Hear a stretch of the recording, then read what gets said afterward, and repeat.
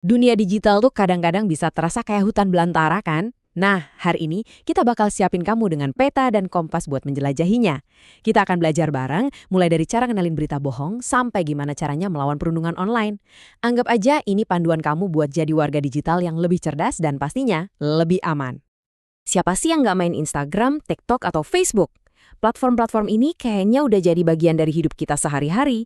Tapi pernah nggak sih kepikiran, di balik semua keseruan dan koneksi itu, ada sisi lain yang, ya, lebih gelap? Media sosial itu beneran kayak pedang bermata dua, dan kita harus tahu cara pakainya yang benar. Oke, yuk kita bedah lebih dalam lagi. Kita bakal lihat kedua sisi dari kehidupan online kita, biar kita dapat gambaran utuhnya. Di satu sisi, media sosial itu keren banget. Alat yang luar biasa buat kita tetap terhubung, berkomunikasi, bahkan nemuin banyak peluang baru. Tapi di sisi lain, media sosial juga membuka pintu buat bahaya, kayak berita palsu, pencurian data, sampai perundungan siber. Keduanya ini beneran dua sisi dari koin yang sama. Dan cakupannya itu luas banget loh, bukan cuma soal Facebook atau Instagram aja. Ada blog, forum, bahkan game online yang kita mainin. Setiap platform ini punya aturan mainnya sendiri, dan tentu aja resikonya sendiri-sendiri. Ini tuh udah meresap ke hampir semua aspek kehidupan digital kita. Nah, dari sekian banyak risiko, yuk kita fokus ke 3 dampak negatif utama yang paling sering kita hadapi. Pertama, beban emosional.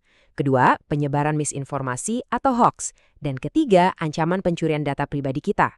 Kita bedah satu persatu ya. Nah, disinilah letak bahaya emosionalnya. Kita kan seringnya lihat highlight reel kehidupan orang lain, liburan mereka yang seru, pencapaian karir yang keren, dan tanpa sadar kita bandingin sama kehidupan kita sehari-hari. Rasa iri dan gak puas ini tuh nyata banget, dan kalau nggak kita kelola dengan baik, bisa berujung ke kecanduan, bahkan masalah kesehatan mental yang lebih serius. Oke, sekarang kita bahas masalah besar yang pertama, hoax, atau berita bohong yang penyebarannya di dunia online itu cepat banget dan masif. Jadi, ini poin yang krusial banget ya. Hoaks itu bukan sekedar opini yang beda. Ini adalah kebohongan yang disengaja. Dibuat dengan niat buat memanipulasi, menipu, atau memancing emosi kita. Tapi tenang, kita bukannya nggak berdaya ngelawan ini semua. Sekarang, yuk kita keluarin toolkit yang bakal ngebantu kamu jadi pemburu hoaks yang andal. Ini dia 5 langkah praktis buat kamu. Pertama, kalau lihat judul yang provokatif banget, tahan dulu, jangan langsung emosi. Kedua, selidiki sumbernya. Itu situs berita terpercaya atau cuma blog antah berantah? Ketiga, coba cari berita yang sama di media lain. Kalau nggak ada yang bahas, patut dicurigai. Keempat, cek foto atau videonya. Dan kelima, yang paling dasar, pakai akal sehat. Kalau kedengerannya terlalu aneh untuk jadi kenyataan, kemungkinan besar emang nggak benar. Nah, ini tips praktis yang ampuh banget. Kamu bisa unggah gambar dari berita yang meragukan itu ke Google Image Search. Sering banget loh kamu bakal nemuin kalau foto itu ternyata foto lama yang dipakai lagi di konteks yang salah, cuma buat manas-manasin suasana. Oke, selanjutnya kita bakal bahas salah satu sisi paling gelap dari interaksi online, perundungan siber atau cyberbullying. Ini bukan sekedar berantem biasa ya, ada bahaya unik yang bikin ini jadi beda dan seringkali jauh lebih menyakitkan. Definisi ini penting banget. Kata kuncinya, disengaja, berulang-ulang, dan terjadi di dunia maya. Tujuannya udah jelas, buat nyakitin orang lain. Bentuknya tuh bisa macam-macam banget, mulai dari yang halus kayak nyebarin rumor, ngirim pesan ancaman yang belak-belakan, sampai ngucilin seseorang dari grup online. Semuanya punya tujuan yang sama, untuk menyakiti dan mengisolasi targetnya.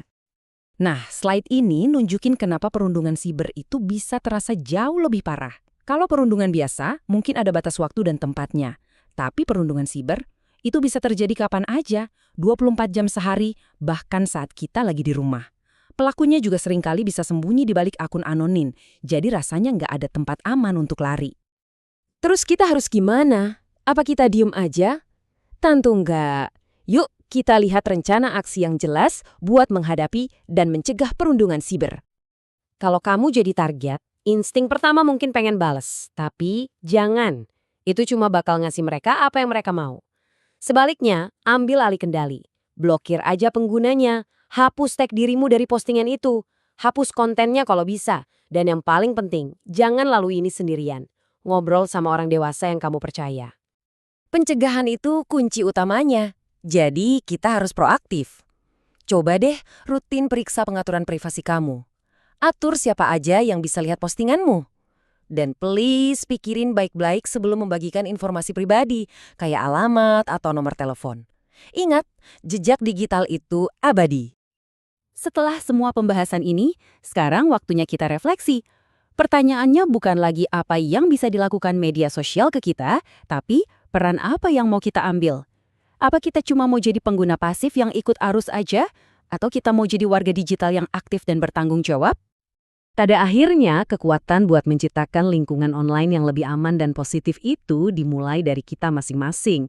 Pilihan ada di tangan kamu. Jadilah warga digital yang kamu harapkan ada di dunia maya.